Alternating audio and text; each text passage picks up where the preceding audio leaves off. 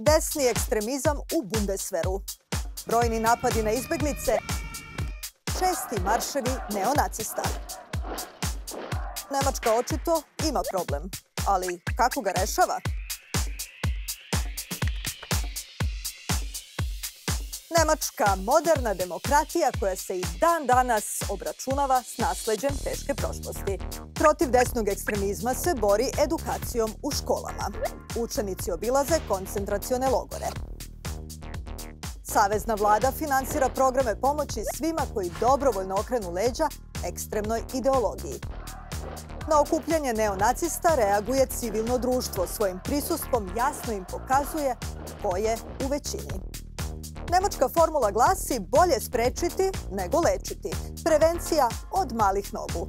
No, kad to ne upali, na scenu stupa pravna država. Ko negira holokaust i opravdava Hitlerov režim, preti mu novčana i zatvorska kazna do 5 godina. Iza rešetaka završavaju i oni koji napadaju izbeglice i pale izbegličke domove.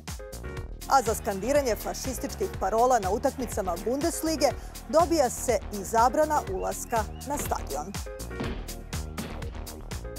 Ekstremna desnica je najjača na istoku, na području bivšeg DDR-a. Zašto baš tamo? Da gibt es ganz viele unterschiedliche Herangehensweisen. Manche sagen, es liegt an der politischen Kultur, an der Diktaturerfahrung, die in Ostdeutschland natürlich noch sehr viel jünger zurückliegt, dass man sich stärker danach sehnt, dass jemand mit einer harten Hand regiert, was einen dann auch wieder anfälliger für Rechtsextremismus macht. Es gibt die Zivilgesellschaft wurde durch die DDR natürlich sehr stark zurückgedrängt, die jetzt im Westen eher dafür sorgt, dass man vielleicht weniger rechtsextremistisch wird. Und es gibt natürlich im Osten auch stärker noch dieses Gefühl der relativen Deprivation, dass man vernachlässigt wird, dass man nicht das bekommt, was einem vermeintlich zusteht. Nezadovoljstvo i čežnja za vladarom čvrste ruke. Zvuči poznato, zar ne? Na Balkanu pravo suočavanje s prošlošću u suštini nije ni počelo. Nemci, za razliku od nas, svakoga dana rade na tome da opasna ideologija završi tamo gde joj je i mesto.